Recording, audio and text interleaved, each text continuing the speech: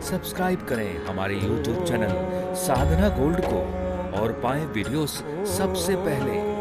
Bell icon दबाना ना भूलें।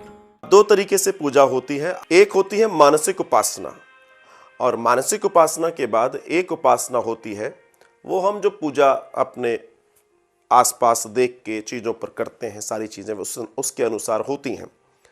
तो आप इस बात पर पहले तो अपना ध्यान केंद्रित करें, जब आप पूजा करते हैं और जब ऐसी स्थिति पैदा होती है तो घर में ग्रह जो क्लेश होता है, जो आदि चीज़ें होती हैं, वो क्यों होता है?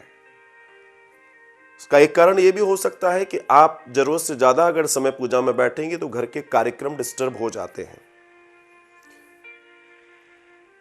आपको अगर पूजा करने का सही समय, सही स्थिति जाननी है तो ये चेक कीजिए सबसे पहले कि आपके घर में ऐसा कौन सा समय होता है जब आप प्रेम और आनंद के साथ पूजा कर पाएं। ये जानना बहुत ज़रूरी है। कई बार हम ये सोच बैठते हैं कि हमें तो 8 से लेकर 10 बजे तक प्रतिदिन पूजा करनी है, ऐसा विचार हो सकता है। लेकिन उसी 8 से 10 बजे के बीच में हमारे घर में तमाम सारे ऐसे कार्य होते हैं जो कार्य करने आवश्यक होते हैं। अब आप कहें नहीं, मैं धार्मिक हूं और मैं इस बात को मानती हूं कि पूजा का अपना एक समय होता है। धार्मिकता और पूजा का अपना समय, इन दोनों में अंतर है। पूजा, जैसा कि मैं बार बार कहता हूं कि हमारे मंदिर प्रार्थना केंद्र हैं, ध्यान केंद्र हैं, पूजा केंद्र नहीं है।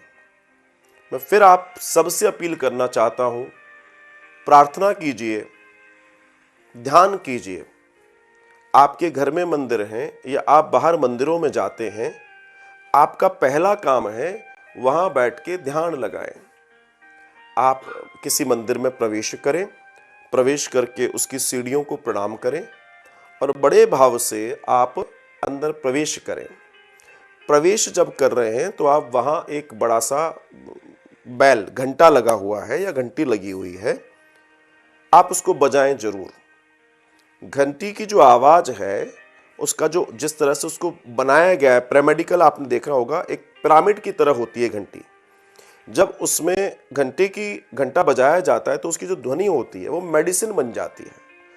घंटे की ध्वनि आप कहीं दुनिया में सुनेंगे, आपको आनंद की अनुभूति होगी, आपने महसूस किया होगा। तो आपको चाहिए कि सबसे पहले मंदिर में प्रवेश करते से ही आप घंटी बजाइए और जिस भी देवता, जो भी देवता वहां विराजमान है, जिनकी मूर्त वहां आपको दिखाई दे रही है और जिसमें आपको साक्षात दर्शन होते हैं, आप वहां पहुंचिए और वहां बहुत प्रेम से प्रणाम कीजिए। बहुत प्रेम से अपनी आत्मा निकाल दीजिए। मतलब कहने का है कि ऐसे मिलो कि जैसे बरसों के बाद मिल रहे हो आप, भले ही आप नित्य 4 बार मिलते हो। इतने करुण भाव से आप भगवान के दर्शन कीजिए और भगवान के सुंदर दर्शन अपने नेत्रों से करते रहिए, करते रहिए, करते रहिए। और 1-2 मिनट अगर मौका मिल जाए तो दर्शन कीजिए। और दर्शन करते समय ऐसा सोचिए कि हम भगवान के इस रूप को पी रहे हैं, हम पी रहे हैं, हम प्यासे हैं बहुत।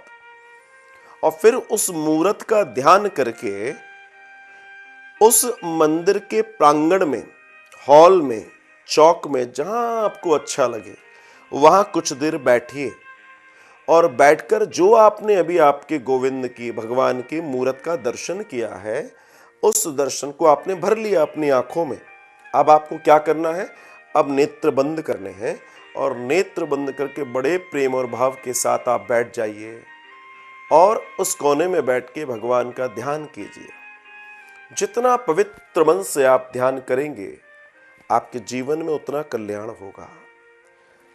आप अगरबत्ती लगाएं, आप धूप बत्ती लगाएं, आप दीपक लगाएं, प्रसाद लाएं, फूल माला चढ़ाएं, ये आपकी अपनी चॉइस है। लेकिन ईश्वर का इससे लेना देना नहीं है। ये काम वहां उस मंदिर में पुजारी जी कर रहे हैं या आपके घर में मंदिर है तो आपके यहाँ आप कर रहे हैं, वो एक अलग बात है। आप इन प्रार्थना केंद्रों में, इन ध्यान केंद्रों में, जिन्हें हमारे यहाँ मंदिर कहा गया है, आप इनमें पहुंचिए और बड़े आनंद के साथ वहां बैठकर ध्यान कीजिए। ध्यान किस बात का करना है? ऊर्जा का। जितनी ऊर्जा आप ले सकते हैं आप वहां से लीजिए, जिसको हम कहते हैं पॉजिटिव एनर्जी। वो बहुत ज्यादा जरूरी है। यही पूजा का नियम है।